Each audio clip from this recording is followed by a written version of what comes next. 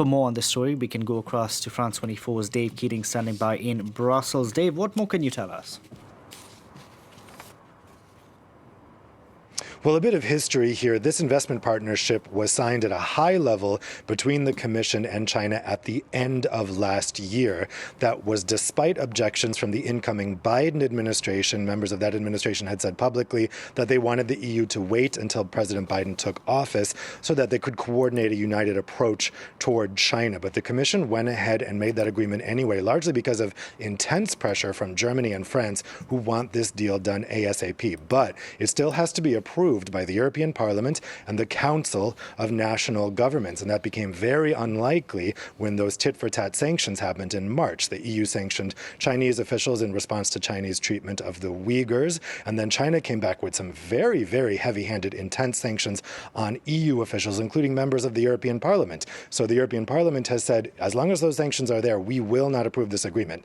Nevertheless, since then, the Commission has been pushing lawmakers to adopt this. So this change in strategy from the Commission is significant. It basically means that nobody's left defending this agreement for the moment except the German government. The French government has backed off on this largely as well. And basically the status right now is people are saying we cannot sign this agreement until this diplomatic political issue with the sanctions is resolved.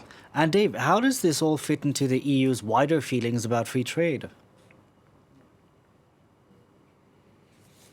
Well, it's interesting because this news comes as the European Commission is right now unveiling a new industrial strategy that aims to tackle abusive practices from trade partners. And it is part of an overall souring on free trade here in this town.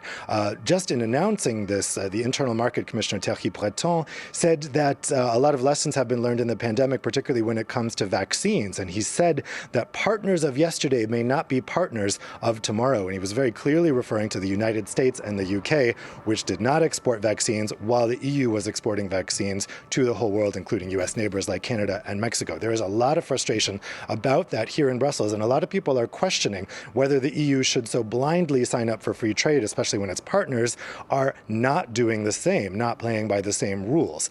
So the fact that Breton mentioned that in the press conference just now is quite interesting. And it means that though the Biden administration may be happy that this Chinese investment partnership is being backed away from, it's not necessarily good news for the United States if EU officials are souring on free trade in general, because of course the Biden administration would very much like an investment partnership, or maybe even something more, between Washington and Brussels. Dave, thank you very much for that. Dave Keating reporting there from Brussels.